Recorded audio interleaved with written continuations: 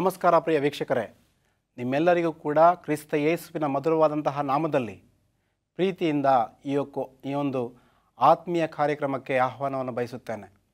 ನಾವು ಸ್ವಲ್ಪ ಹೊತ್ತು ದೇವರ ವಾಕ್ಯವನ್ನು ಧ್ಯಾನ ಮಾಡೋಣ. ಅದಕ್ಕೂ ಮುನ್ನ ಒಂದು ಸಣ್ಣ ಪ್ರಾರ್ಥನೆಯ ಮುಖಾಂತರ ಮುಂದೆ ಹೋಗುವ. ಪ್ರಾರ್ಥಿಸಿಕೊಳ್ಳೋಣ.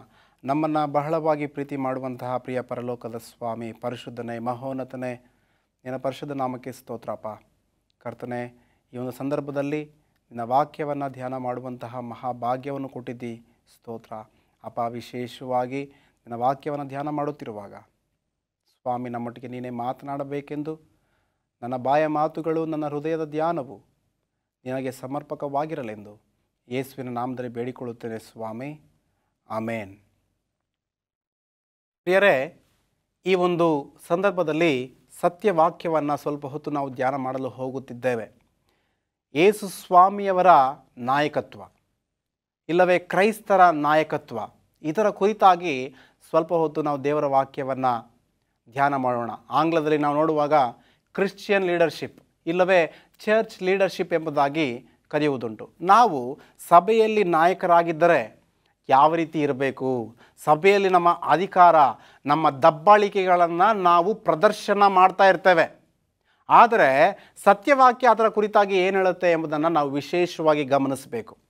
ಯೇಸು ಸ್ವಾಮಿಯವರ ಶಿಷ್ಯರು, ಅಪೋಸ್ತಲರು ಆ ಮಾರ್ಗ ಮಧ್ಯದಲ್ಲಿರುವಾಗ ನಾನು ದೊಡ್ಡವನು, ನೀನು ಸಣ್ಣವನು, ನಾನು ದೊಡ್ಡ ಜ್ಞಾನಿ, ನಿನಗೆ ಬುದ್ಧಿಯೇ ಇಲ್ಲ, ಇಂತಹ ಮಾತುಗಳನ್ನು ಮಾತನಾಡಿಕೊಂಡು ಬರ್ತಾ ಇರುವಾಗ ಯೇಸು ಸ್ವಾಮಿಯವರು ಇದನ್ನು ಗಮನಿಸಿ ಕೋಣೆಗೆ ಸೇರಿದ ನಂತರ ಅವರೆಲ್ಲರನ್ನೂ ಕೂಡ ಉದ್ದೇಶಿಸಿ ಕೆಲವು ಮಾತುಗಳನ್ನು ಹೇಳ್ತಾರೆ.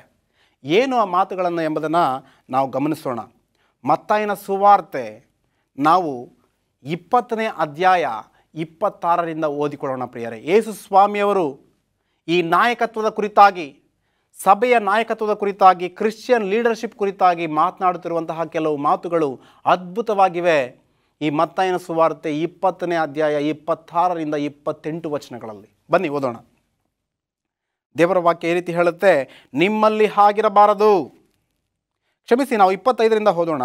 ಯೇಸು ಅವರನ್ನು ಹತ್ತಿರಕ್ಕೆ ಕರೆದು ಅವರಿಗೆ, ಜನಗಳನ್ನಾಳುವವರು ಅವರ ಮೇಲೆ ಅಹಂಕಾರದಿಂದ ದೊರೆತನ ಮಾಡುತ್ತಾರೆ ಮತ್ತು ದೊಡ್ಡವರು ಬಲಾತ್ಕಾರದಿಂದ ಅಧಿಕಾರ ನಡೆಸುತ್ತಾರೆ ಎಂದು ನೀವು ಬಲ್ಲಿರಷ್ಟೇ. ನಿಮ್ಮಲ್ಲಿ ಹಾಗಿರಬಾರದು. ನಿಮ್ಮಲ್ಲಿ ದೊಡ್ಡವನಾಗಬೇಕೆಂದಿರುವವನು ನಿಮ್ಮ ಸೇವಕನಾಗಿರಬೇಕು, ನಿಮ್ಮಲ್ಲಿ ಮೊದಲನೆಯವನಾಗಬೇಕೆಂಬವನು ನಿಮ್ಮ ಆಳಾಗಿರಬೇಕು ಎಂಬುದಾಗಿ ದೇವರ ವಾಕ್ಯ ಹೇಳ್ತದೆ. ಪ್ರಿಯರೇ, ಸಾಧಾರಣವಾಗಿ ನಾವು ಕೆಲಸ ಮಾಡುವಂತಹ ಸ್ಥಳದಲ್ಲಿ ಇಲ್ಲವೇ ಸಮಾಜದಲ್ಲಿ ನಾವು ನೋಡ್ತೇವೆ, ನಮ್ಮನ್ನು ಆಳುವವರು, ನಮ್ಮ ಮೇಲಾಧಿಕಾರಿಗಳಲ್ಲೂ ಏನು ಹೇಳ್ತಾರೋ ಅದನ್ನು ನಾವು ಮಾಡ್ತೇವೆ, ಅವರು ಹೇಳಿದಂತೆ ನಾವು ನಡೀತೇವೆ. ಅಂತಹ ಒಂದು ವಾತಾವರಣದಲ್ಲಿ ನಾವು ಜೀವನ ಮಾಡ್ತಿದ್ದೇವೆ. ಆದರೆ ಸಭೆಯಲ್ಲಿ ಆ ರೀತಿ ಇರಬಾರದು ಎಂಬುದಾಗಿ ಯೇಸು ಸ್ವಾಮಿಯವರು ಹೇಳ್ತಾ ಇದ್ದಾರೆ. ದೇವರು ಹೇಳ್ತಿರುವಂತಹ ಮಾತು ನಾವು ನೋಡುವಾಗ, ನಿಮ್ಮಲ್ಲಿ ದೊಡ್ಡವನಾಗಿ ಕಾಣಬೇಕು ಎಂಬಂತಹ ವ್ಯಕ್ತಿ ಅವನೆಲ್ಲರಿಗಿಂತ ಸಣ್ಣವನಾಗಬೇಕು, ಸೇವಕನಾಗಿರಬೇಕು ಎಂಬುದಾಗಿ ಹೇಳ್ತಾನೆ. ಅಷ್ಟೇ ಅಲ್ಲ, ನಾವು ಮುಂದೆ ನೋಡುವಾಗ ನಾನು ಮೊದಲನೆಯವನಾಗಿರಬೇಕು ಎಂಬುದಾಗಿ ಅಂದುಕೊಳ್ಳುವಂತಹ ವ್ಯಕ್ತಿ ಎಲ್ಲರಿಗೂ ಕೂಡ ಹಾಳಾಗಬೇಕು ಎಂಬುದಾಗಿ ಯೇಸು ಸ್ವಾಮಿಯವರು ಹೇಳೋದನ್ನು ನಾವು ಕಾಣ್ತಾ ಇದ್ದೇವೆ. ಪ್ರಿಯರೇ, ಸಭೆಯಲ್ಲಿ ನಾನು ಉತ್ತಮ ದರ್ಜೆಯಲ್ಲಿರಬೇಕು, ಸಭೆಯಲ್ಲಿ ನಾನೊಬ್ಬ ಅಧಿಕಾರಿಯಾಗಿರಬೇಕು, ನಾನು ಟ್ರೆಷರರ್ ಆಗಿರಬೇಕು, ಇಲ್ಲವೇ ಸಭೆಯ ಹಿರಿಯರಾಗಿರಬೇಕು ಎಂಬುದಾಗಿ ಅನೇಕ ಬಾರಿ ನಾವು ಕಾಣುವಾಗ ನಿಜವಾಗಿಯೂ ಜಗಳವನ್ನಾಡ್ತಾರೆ ಇದರ ಕುರಿತಾಗಿ. ನಾನು ಸಭಾ ಹಿರಿಯನಾಗಿರಬೇಕು ಎಂಬುದಾಗಿ, ಸಭಾ ಖಜಾಂಚಿಯಾಗಿರಬೇಕು ಎಂಬುದಾಗಿ, ನಾನು ಯವನಸ್ಥರ ಅಧಿಕಾರಿಯಾಗಿರಬೇಕು ಎಂಬುದಾಗಿ ಅನೇಕರು ಏನು ಮಾಡ್ತಿರ್ತಾರಪ್ಪ ಅಂತಂದರೆ, ಸಭೆಯಲ್ಲಿ ಅನೇಕ ಕೆಟ್ಟ ಮಾತುಗಳಿಂದ ಕೂಡ ಪಾದರಿಗಳನ್ನು ದೂರುವುದು ಕೂಡ ಉಂಟು. ಆದರೆ ಸತ್ಯವಾಕ್ಯ ಹೇಳ್ತಾ ಇದೆ, ನಾವು ಅಧಿಕಾರಿಯಾಗಿರಬೇಕಾದರೆ ಎಲ್ಲರಿಗೂ ಕೂಡ ಸೇವಕರಾಗಿರಬೇಕು ಎಂಬುದಾಗಿ ಯೇಸು ಸ್ವಾಮಿಯವರು ಹೇಳ್ತಿದ್ದಾರೆ. ಅಷ್ಟೇ ಅಲ್ಲ, ಅದೇ ಅಧ್ಯಾಯದ ಮುಂದೆ ನಾವು ಓದುವಾಗ, ಹಾಗೆ ಮನುಷ್ಯ ಕುಮಾರನು ಸೇವೆ ಮಾಡಿಸಿಕೊಳ್ಳುವುದಕ್ಕೆ ಬರಲಿಲ್ಲ, ಸೇವೆ ಮಾಡುವುದಕ್ಕೂ ಅನೇಕರನ್ನು ಬಿಡಿಸಿಕೊಳ್ಳುವುದಕ್ಕೂ ತನ್ನ ಪ್ರಾಣವನ್ನು ಈಡುಕೊಡುವುದಕ್ಕೂ ಬಂದನು ಎಂದು ಹೇಳಿದನು. ಯೇಸು ಸ್ವಾಮಿಯವರು ಈ ಲೋಕಕ್ಕೆ ಬಂದಿದ್ದು ಯಾಕೆ ಎಂಬುದಾಗಿ ನಾವು ನೋಡುವಾಗ, ಸೇವೆ ಮಾಡಿಸಿಕೊಳ್ಳಲು ಬಂದಿಲ್ಲ, ಬದಲಾಗಿ ಸೇವೆ ಮಾಡಲು ಬಂದಿದ್ದಾರೆ ಎಂಬುದಾಗಿ ಯೇಸು ಸ್ವಾಮಿಯವರು ಹೇಳ್ತಾ ಇದ್ದಾರೆ. ಪ್ರಿಯರೇ, ಇಂದು ಸಭೆಯಲ್ಲಿ ಹಿರಿಯರಾದವರು, ಸಭೆಯಲ್ಲಿ ದೊಡ್ಡವರು ನಾವು ಗಮನಿಸಬೇಕು, ನಾವು ಸೇವೆ ಮಾಡಿಸಿಕೊಳ್ಳುವುದಕ್ಕಾಗಿ ಅಲ್ಲಿಲ್ಲ, ಸೇವೆಯನ್ನು ಮಾಡುವುದಕ್ಕಾಗಿ ಅಲ್ಲಿದ್ದೇವೆ ಎಂಬುದನ್ನು ಯಾವುದೇ ಕಾರಣಕ್ಕೂ ಕೂಡ ಮರೆಯಬಾರ್ದು. ಯಾಕೆಂದರೆ Christian leadership is entirely different than social leadership. ಪ್ರಿಯರೇ, ಸಭೆಯ ಒಂದು ನಾಯಕತ್ವ ಬಹು ವಿಭಿನ್ನವಾದದ್ದು ಎಂಬುದಾಗಿ ನಾವು ಗಮನಿಸಬೇಕು. ಪ್ರಿಯರೇ, ದೇವರ ವಾಕ್ಯ ನಮಗೆ ಸ್ಪಷ್ಟವಾಗಿ ಹೇಳ್ತಾ ಇದೆ, ಸ್ಪಷ್ಟಪಡಿಸ್ತಾ ಇದೆ. ನಮ್ಮಲ್ಲಿ ದೊಡ್ಡವನಾಗಿರಬೇಕು ಎಂಬಂತಹ ವ್ಯಕ್ತಿ, ನಾನು ಮೊದಲನೆಯವನಾಗಿರಬೇಕು ಎಂಬಂತಹ ವ್ಯಕ್ತಿ ಹಾಳಾಗಬೇಕು, ಸೇವಕನಾಗಬೇಕು ಎಲ್ಲರಿಗೂ ಕೂಡ ಎಂಬುದಾಗಿ ಸತ್ಯವಾಕ್ಯ ಹೇಳ್ತಾ ಇದೆ. ಪ್ರಿಯರೇ, ಯೋಹಾನನ ಸುವಾರ್ತೆ 13ನೇ ಅಧ್ಯಾಯದಲ್ಲಿ ನಾವು ನೋಡ್ತೇವೆ. ಬಹು ಸೊಗಸಾದಂತಹ ಒಂದು ಅಧ್ಯಾಯ. ಸಮಯ ಸಿಕ್ಕಾಗ ದಯಮಾಡಿ ಆ ಅಧ್ಯಾಯವನ್ನು ನೀವು ಓದಿ. ಒಬ್ಬ ಸಭೆಯ ಅಧಿಕಾರಿ ಇಲ್ಲವೇ ಒಂದು ಸಭೆಯ ಹಿರಿಯರು, ಸಭಾ ನಾಯಕರುಗಳು ಯಾವ ರೀತಿ ಇರಬೇಕು ಎಂಬುದು ಯೇಸು ಸ್ವಾಮಿಯವರನ್ನು ಕಂಡು ನಾವಲ್ಲಿ ಕಲಿಯಬಹುದಾಗಿದೆ. ಪ್ರಿಯರೇ, ಯೇಸು ಸ್ವಾಮಿಯವರು ನಾವು ನೋಡುವಾಗ 13ನೇ ಅಧ್ಯಾಯದಲ್ಲಿ ನಾವು ಗಮನಿಸ್ತೇವೆ, ಎಲ್ಲರೂ ಕೂಡ ಸಿದ್ಧರಾಗಿದ್ದಾರೆ, ಪಾದ ತೊಳೆಯಲು ಸೇವಕರುಗಳಿಲ್ಲ. ಈ ಹಳೆ ಒಡಂಬಡಿಕೆಯಲ್ಲಿ ನಾವು ನೋಡುವಾಗ ಸೇವಕರುಗಳು ಮನೆಗೆ ಬಂದಂತಹ ಅತಿಥಿಗಳ ಕಾಲುಗಳನ್ನು ತೊಳೆಯುತ್ತಾ ಇದ್ದರು. ಇದಕ್ಕಾಗಿ ಈ ಯೋಹಾನನ ಸುವಾರ್ತೆ 13ನೇ ಅಧ್ಯಾಯದಲ್ಲಿ ಅಪೊಸ್ತಲರು 12 ಮಂದಿ ಯೇಸು ಸ್ವಾಮಿ ಅವರು ಸಿದ್ಧವಾಗಿದ್ದಾರೆ, ಆದರೆ ಯಾರೊಬ್ಬರೂ ಕೂಡ ಬಂದು ಯಾರೊಬ್ಬರ ಕಾಲು ತೊಳೆಯಲು ಸಿದ್ಧವಾಗಿಲ್ಲ. ಸೇವಕರು ಯಾರಾದರೂ ಬರ್ತಾರೇನೋ, ನಮ್ಮ ಪಾದಗಳನ್ನು ತೊಳಿತಾರೇನೋ, ನಾವು ಔತಣಕ್ಕೆ ಹೋಗುವುದಕ್ಕಿಂತ ಮುನ್ನ ನಮ್ಮ ಪಾದಗಳನ್ನು ಯಾರಾದರೂ ಒಬ್ಬರು ತೊಳಿಬೇಕಲ್ವಾ, ಅದಕ್ಕಾಗಿ ಯಾರಾದರೂ ಬರಬಹುದೇನೋ ಎಂಬುದಾಗಿ ಅಪೊಸ್ತಲರೆಲ್ಲರೂ ಕೂಡ ಕಾದು ಕುಳಿತಿದ್ದಾರೆ. ನಾನು ಈ ವ್ಯಕ್ತಿಯ ಕಾಲುಗಳನ್ನು ಮುಟ್ಟೋದಿಲ್ಲ, ಈ ವ್ಯಕ್ತಿಯ ಕಾಲುಗಳನ್ನು ನಾನು ತುಳಿಯೋದಿಲ್ಲ, ಈ ವ್ಯಕ್ತಿಯ ಕಾಲುಗಳನ್ನು ನಾನು ಯಾವುದೇ ಕಾರಣಕ್ಕೂ ಕೂಡ ತೊಳೆಯೋದಿಲ್ಲ ಎಂಬುದಾಗಿ ಅನೇಕ ಬಾರಿ ನಾವು ಅಂದುಕೊಳ್ತಾ ಇರ್ತೇವೆ. ಆದರೆ ದೇವಾದಿ ದೇವನು ಯೋಹಾನನ ಸುವಾರ್ತೆ 13ನೇ ಅಧ್ಯಾಯದಲ್ಲಿ ಮಾಡಿದಂತಹ ಒಂದು ಕೆಲಸ ಅದ್ಭುತವಾದದ್ದು. ಪ್ರಿಯರೇ, ಅದ್ಭುತವಾದದ್ದು. ಬನ್ನಿ ನಾವು ಓದೋಣ. ಇಲ್ಲಿ ನಾವು ಗಮನಿಸೋದಾದರೆ ದೇವರ ವಾಕ್ಯ ಸ್ಪಷ್ಟವಾಗಿ ಹೇಳ್ತಿದೆ. 13ನೇ ಅಧ್ಯಾಯ ಯೋಹಾನನ ಸುವಾರ್ತೆ ನಾನು 4ನೇ ವಾಕ್ಯದಿಂದ ಓದುತ್ತಿದ್ದೇನೆ, ದಯಮಾಡಿ ಗಮನಿಸಿ. ದೇವರ ವಾಕ್ಯ ಈ ರೀತಿ ಹೇಳ್ತಿದೆ, ಮೇಲ್ಹೊದಿಕೆಯನ್ನು ತೆಗೆದಿಟ್ಟು ಕೈ ಪಾವುಡವನ್ನು ತಕ್ಕೊಂಡು ನಡುವಿಗೆ ಕಟ್ಟುಕೊಂಡನು. ಆಗ ಬೋಗಣಿಯಲ್ಲಿ ನೀರು ಹಾಕಿ ಶಿಷ್ಯರ ಕಾಲುಗಳನ್ನು ತೆಳೆಯುವುದಕ್ಕೂ ನಡುವಿಗೆ ಕಟ್ಟುಕೊಂಡಿದ್ದ ಕೈಪಾವುಡದಿಂದ ಒರೆಸುವುದಕ್ಕೂ ಪ್ರಾರಂಭಿಸಿದನು. ಪ್ರಿಯರೇ, ಇಲ್ಲಿ 12 ಮಂದಿ ಅಪೊಸ್ತಲರು ಸಿದ್ಧವಾಗಿದ್ದಾರೆ, ಯಾರಾದರೂ ಒಬ್ಬರು ಸೇವಕರು ಬಂದು ನಮ್ಮ ಕಾಲುಗಳನ್ನು ತೊಳಿತಾರೆ ಎಂಬುದಾಗಿ. ಆದರೆ ಯಾರೂ ಕೂಡ ಬಂದಿಲ್ಲ. ಯೇಸು ಸ್ವಾಮಿ ಇದೆಲ್ಲವನ್ನು ಕೂಡ ಗಮನಿಸಿ ಅಲ್ಲಿದ್ದಂತಹ ಕೈಪಾವುಡವನ್ನು ನಡುಕಟ್ಟಾಗಿ ಕಟ್ಟಿಕೊಂಡು ಯೇಸು ಸ್ವಾಮಿಯವರು ಏನು ಮಾಡ್ತಿದ್ದಾರೆ ಎಂಬುದಾಗಿ ನಾವು ನೋಡುವಾಗ ಮುಂದೆ ಹೋಗಿ ಪ್ರಿಯರೇ ಅವರ ಕಾಲುಗಳನ್ನು ತೊಳಿತಾ ಇದ್ದಾರೆ. That is what is Christian leadership. ನಿಜವಾಗಿಯೂ ಕೂಡ ಕ್ರೈಸ್ತೀಯ ನಾಯಕರಾಗಳಂತಹ ನಾವು ಮುಂದೆ ನಿಂತು ಕೆಲಸವನ್ನು ಮಾಡುವಂತಹವರಾಗಿರಬೇಕು. ಇದು ಮಾಡು ಎಂಬುದಾಗಿ ಹೇಳುವಂಥವರಾಗಿರಬಾರದು. ಅಧಿಕಾರ ಚಲಾವಣೆ ಸಭೆಯಲ್ಲಿ ತಪ್ಪು. ಪ್ರಿಯರೇ, ಒಂದು ವೇಳೆ ಸಮಾಜದಲ್ಲಿ ನಾವು ಉತ್ತಮ ದರ್ಜೆಯಲ್ಲಿದ್ದರೆ ಅದು ಹೊರಗಡೆ. ಸಭೆಯಲ್ಲಿ ನಾವೆಲ್ಲರೂ ಕೂಡ ಸರಿಸಮಾನರು ಎಂಬ ಮನೋಭಾವದಿಂದ ಬರಬೇಕು. ಅಷ್ಟೇ ಅಲ್ಲ, ಒಂದು ವೇಳೆ ಸಭೆಯಲ್ಲಿ ನಾಯಕರಾಗಿದ್ದರೆ ನಾನು ಎಲ್ಲರಿಗಿಂತ ಕೇವಲ, ಎಲ್ಲರಿಗಿಂತ ಸಣ್ಣವನು, ಎಲ್ಲರಿಗೂ ಆಳು, ಎಲ್ಲರಿಗೂ ಸೇವಕನು ಎಂಬುದಾಗಿ ಭಾವಿಸಬೇಕು. ಯಾಕೆಂದರೆ ಯೇಸು ಸ್ವಾಮಿಯವರು ಒಳ್ಳೆಯ ಮಾದರಿಯನ್ನು ಇಲ್ಲಿ ತೋರಿಸಿದ್ದಾರೆ. ಏನಪ್ಪ ಅಂತಂದರೆ, ನಾವು ಸೇವಕರಾಗಿದ್ದಂತಹ ಪಕ್ಷದಲ್ಲಿ, ಅಧಿಕಾರಿಗಳಾಗಿದ್ದಂತಹ ಪಕ್ಷದಲ್ಲಿ ನಾವು ಸೇವಕರಾಗಿರಬೇಕು ಎಂಬುದಾಗಿ ಸತ್ಯವಾಕ್ಯ ಹೇಳ್ತೇವೆ. ಯೋಹಾನನ ಸುವಾರ್ತೆ 13ನೇ ವಾಕ್ಯದಲ್ಲಿ ಸ್ಪಷ್ಟವಾಗಿ ನಾವು ನೋಡ್ತಿದ್ದೇವೆ, ಶಿಷ್ಯರೆಲ್ಲರ ಪಾದಗಳನ್ನು ಯೇಸು ಸ್ವಾಮಿಯವರು ತೊಳಿತಾರೆ. ಆತನು ರಾಜಾದಿರಾಜನು, ಅಂತಹ ಮಹಾದೇವರು ತನ್ನನ್ನು ತಾನು ಸಂಪೂರ್ಣವಾಗಿ ಬರಿದು ಮಾಡಿಕೊಂಡು, ತನ್ನನ್ನು ತಾನು ಸಂಪೂರ್ಣವಾಗಿ ತಗ್ಗಿಸಿಕೊಂಡು ನಮ್ಮ ಕಾಲುಗಳನ್ನು ತೊಳೆಯುವಾಗ ನಾವು ವಿನಮ್ರದಿಂದ, ಭಯಭಕ್ತಿಯಿಂದ ಆತನ ಸನ್ನಿಧಾನದಲ್ಲಿ ಜೀವಿಸಬಾರದೆ, ಆತನು ತೋರಿಸಿದಂತಹ ಮಾರ್ಗದಲ್ಲಿ ನಾವು ನಡೆಯಬಾರದೆ, ಆತನನ್ನು ನಾವು ಮಾದರಿಯನ್ನಾಗಿ ಇಟ್ಟುಕೊಳ್ಳಬಾರದೆ. ಪ್ರಿಯರೇ, ನಾವು ಗಮನಿಸುವಾಗ ಯೇಸು ಸ್ವಾಮಿಯವರು ಎಲ್ಲರ ಪಾದಗಳನ್ನು ತೊಳಿತಾ ಇದ್ದಾರೆ, ಎಲ್ಲರ ಪಾದಗಳನ್ನು ತೊಳಿತಾ ಇದ್ದಾರೆ. ಪ್ರಿಯರೇ, ಇಂದು ವಿಶೇಷವಾಗಿ ನಾವು ಗಮನಿಸಬೇಕು, social leadership and Christian leadership are entirely different. ಈ ಸಭಾ ನಾಯಕತ್ವ ಮತ್ತು ಸಾಮಾಜಿಕ ನಾಯಕತ್ವ ಈ ಎರಡೂ ಕೂಡ ಬಹಳ ವಿಭಿನ್ನವಾಗಿವೆ ಎಂಬುದನ್ನು ನಾವು ಗಮನಿಸಬೇಕು. ಕ್ರಿಶ್ಚಿಯನ್ ಲೀಡರ್ಶಿಪ್ಪಲ್ಲಿ ಯೇಸು ಸ್ವಾಮಿಯವರೇ ಕಾಲನ್ನು ತೊಳಿತಾರೆ. ಉತ್ತಮ ಅಧಿಕಾರದಲ್ಲಿದ್ದರೂ ಕೂಡ ಆತನು ಪರಲೋಕದ ಮಹಾಸಿಂಹಾಸನದಲ್ಲಿ ಆಸೀನನಾಗಿದ್ದರೆ ಆತನ ಮುಂದೆ ಇರುವಂತಹ ಸೆರಾಫರು ಒಬ್ಬೊಬ್ಬರಿಗೆ 6 ರೆಕ್ಕೆಗಳಿರುತ್ತೆ.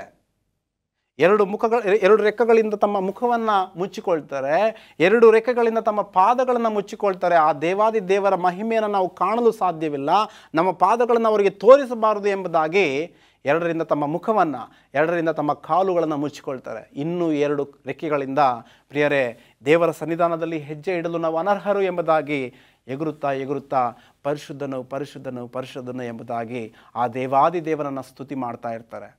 ಅಂತಹ ಸ್ತುತಿ ನೈವೇದ್ಯಗಳನ್ನು ಹೊಂದುವಂತಹ ಆ ದೇವರು ತನ್ನನ್ನು ತಾನು ಬರಿದು ಮಾಡಿಕೊಂಡು ಈ ಲೋಕಕ್ಕೆ ಬಂದು ಪ್ರಿಯರೇ ಪಾಪಿಗಳ ಕಾಲನ್ನು ತೊಳಿತಾ ಇದ್ದಾನೆ. ನಾವು ಕೂಡ ಅಷ್ಟೇ ಪ್ರಿಯ ದೇವ ಜನರೇ, ನಾವು ಸಭೆಯಲ್ಲಿ ಕ್ರೈಸ್ತರಾಗಿರುವಾಗ ನಾವು ಸಭೆಯಲ್ಲಿ ಉತ್ತಮ ನಾಯಕರಾಗಿರಬೇಕಂತಂದರೆ ಎಲ್ಲರಿಗೂ ಮಾದರಿಯಾಗಿರಬೇಕು.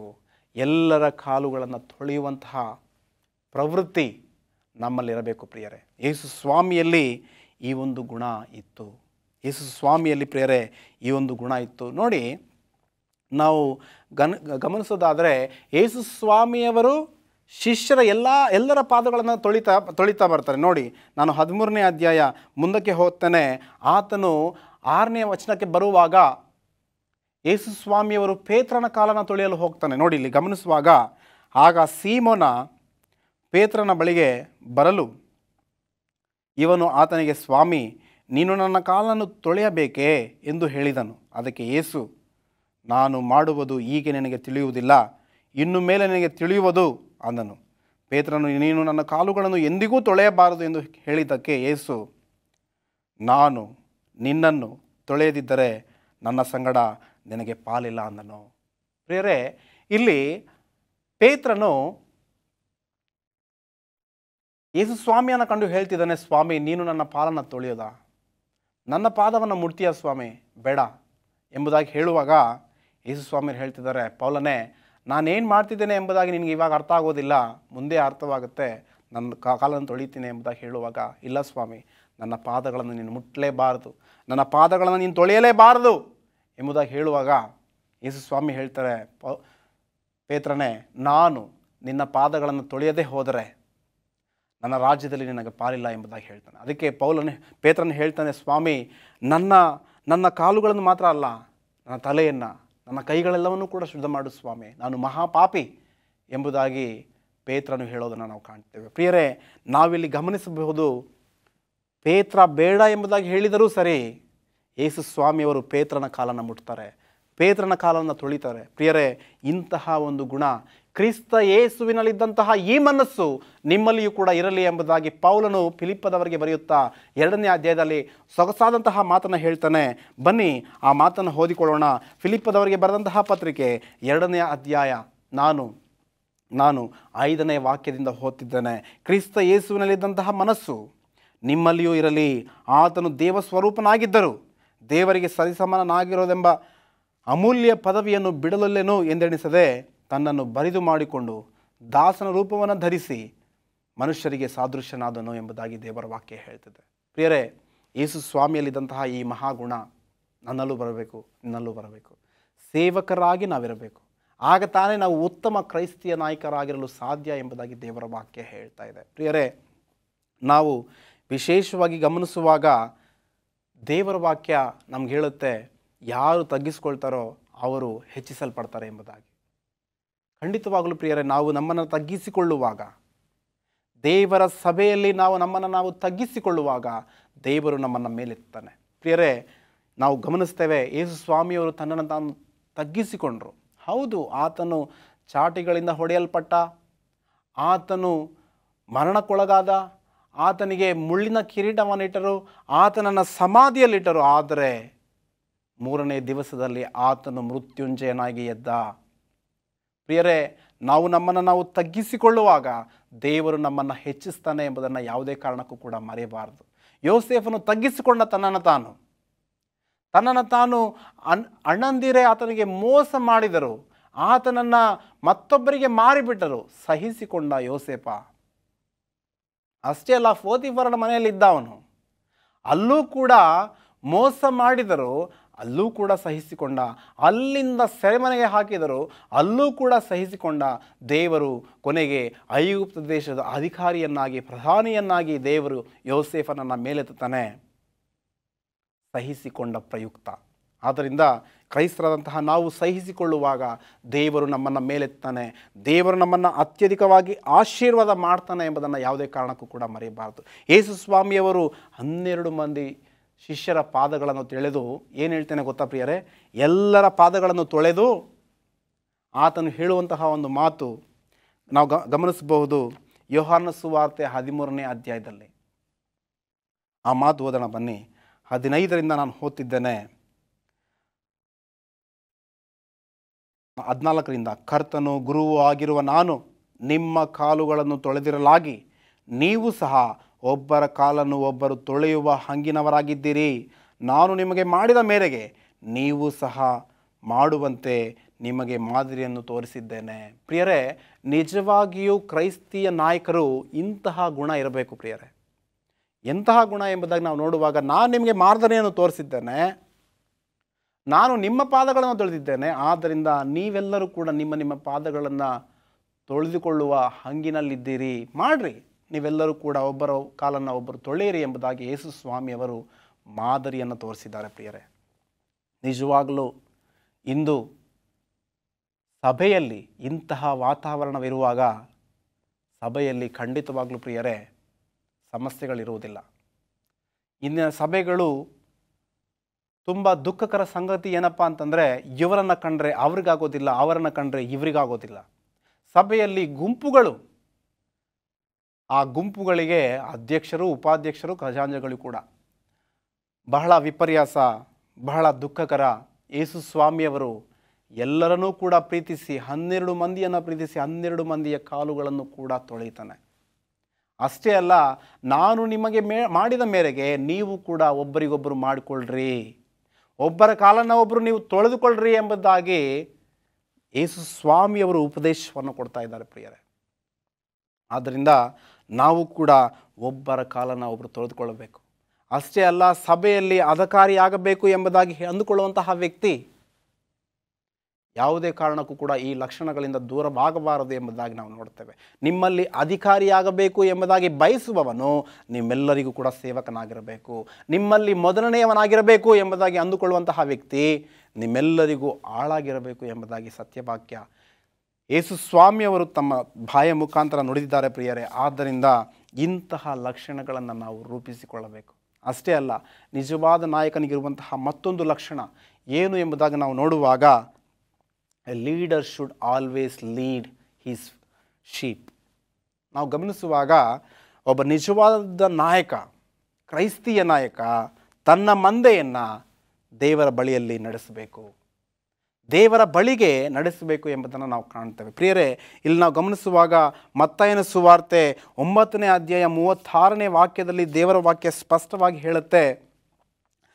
ಮತ್ತಾಯನ ಸುವಾರ್ತೆ 9ನೇ ಅಧ್ಯಾಯ 36ನೇ ವಾಕ್ಯವನ್ನು ನಾನು ಓದ್ತಿದ್ದೇನೆ.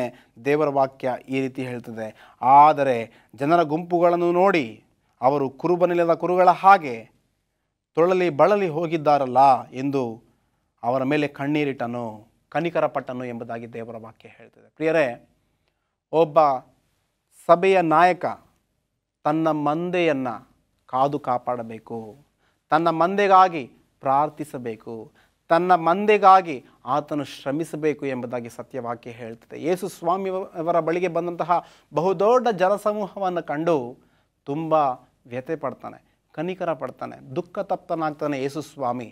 ಯಾಕೆ ಎಂಬುದಾಗಿ ನೋಡುವಾಗ ಇವರೆಲ್ಲರೂ ಕೂಡ ಕುರುಬನಿಲ್ಲದ ಕುರುಗಳ ಹಾಗೆ ತಬ್ಬಿಬ್ಬಾಗಿದ್ದಾರೆ, ತೊಳಲಿ ಹೋಗಿದ್ದಾರೆ ಎಂಬುದಾಗಿ ಬಹಳ ದುಃಖ ಪಡ್ತಾನೆ ಯೇಸು ಸ್ವಾಮಿಯವರು ಆ ಮಂದೆಯನ್ನು ಕಂಡು.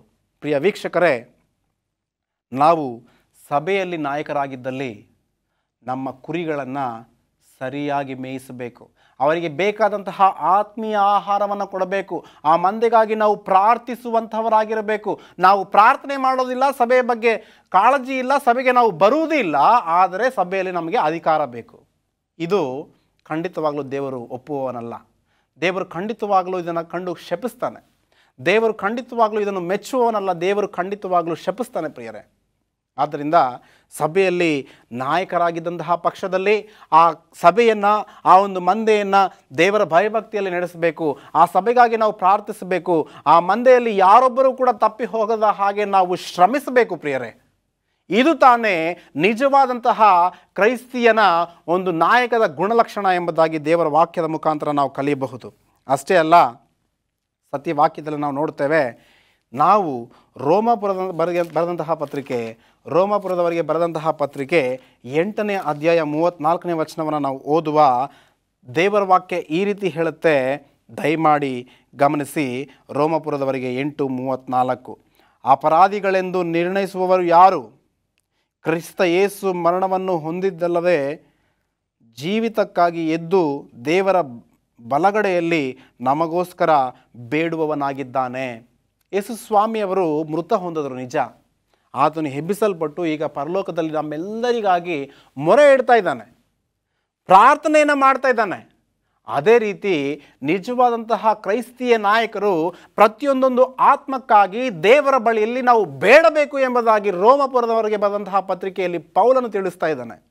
ನಿಜವಾದ ಕ್ರೈಸ್ತಿಯ ನಾಯಕ ಏನು ಮಾಡ್ತಾನಪ್ಪ ಅಂತಂದರೆ, A real Christian leader should always plead with the almighty for his sheep.